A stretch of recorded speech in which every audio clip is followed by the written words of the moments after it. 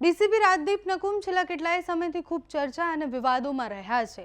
સુઓ મોટો થઈ એના પછી કોર્ટે જે વલણ દર્શાવ્યું, કોર્ટે સુનાવણીમાં સ્પષ્ટ એવું કહ્યું કે હજી સુધી એમની બદલી કેમ નથી થઈ। જ્યારે કોર્ટે આવું કહ્યું એના પછી ભારતીય જનતા પાર્ટીના એક નેતાને ખૂબ લાગી આવ્યું કે રાજદીપ નકુમને આવું કેમ કહી દીધું।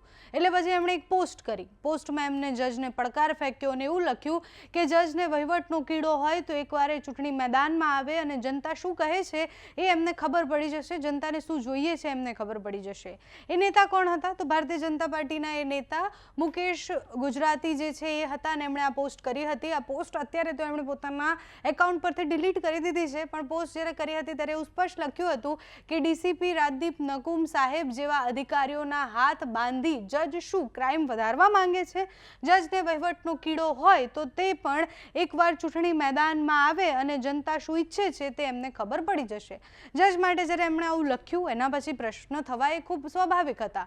ગુજરાત હાઈકોર્ટના વકીલ એસોસિએશન મેદાને આવ્યા અને આજે બધાએ ભેગા થઈને એક મીટિંગ કરી અને મીટિંગ પછી એવું કહ્યું કે મુકેશભાઈ આવું કેમ કહી શકે, એમને પટ્ટાવાળા બનવાની પણ અત્યારે ત્રેવડ નથી અને જજ માટે જ્યારે આવું કહી રહ્યા છે તો એમની સામે એમના પક્ષે કાર્યવાહી કરવી જોઈએ। જેમ જ આ બધું થઈ રહ્યું હતું, વિરોધ થઈ રહ્યો હતો, એટલે મુકેશભાઈએ ફરી આજે એક પોસ્ટ કરી। આજની પોસ્ટમાં મુકેશભાઈએ શું લખ્યું? તો મુકેશભાઈએ લખ્યું કે ગુજરાત હાઈકોર્ટ તથા ન્યાયતંત્ર પ્રત્યે મને સંપૂર્ણ આસ્થા છે, આદર અને સન્માન છે। મારી અગાઉની પોસ્ટનો આશય એ નામદાર હાઈકોર્ટની ગરિમા, તેમની કાર્યવાહી કે તેના કોઈ પણ આદેશ અંગે અનાદર વ્યક્ત કરવાનો બિલકુલ ન હતો। સોશિયલ મીડિયામાં તેના અંગે જે રીતે અર્થઘટન થઈ રહ્યું છે એવો મારો કોઈ જ આશય ન હતો। વંદે માતરમ એવું લખ્યું છે એમણે।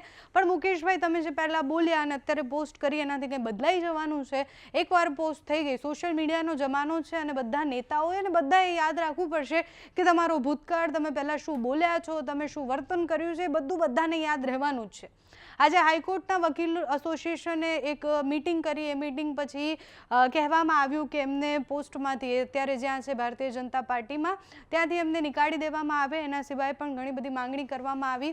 આજે જે વકીલોનું એસોસિએશન જે છે એની મીટિંગમાં શું થયું પહેલાં એ સાંભળો તમે। આ ન્યાયતંત્રને સીધી ધમકી હતી। કોઈ એક ચીફ જસ્ટિસને એમ કેવું તમારામાં તાકાત હોય તો ચૂંટણી લડીને બતાવો। ભાઈ, તારામાં તાકાત હોય તો એક મેજિસ્ટ્રેટ થઈને બતાય ને। તું હાઈકોર્ટનો પટાવાળો થઈને બતાય। તું ચીફ જસ્ટિસને આપનારું એક મગતરું છે। તું ના, હું મીડિયા પર કહું છું કે આવા મગતરાઓને લોકશાહી ટકાવી હોય તો પગ નીચે કચડી નાખવા પડશે। ને માટે અમે ભારતીય જનતા પાર્ટીના રાષ્ટ્રીય અધ્યક્ષને અપીલ કરી છે કે પાર્ટીની શાખ તમારે બચાવવી હોય તો આવા તત્વોને તાત્કાલિક પાર્ટીમાંથી દૂર કરો।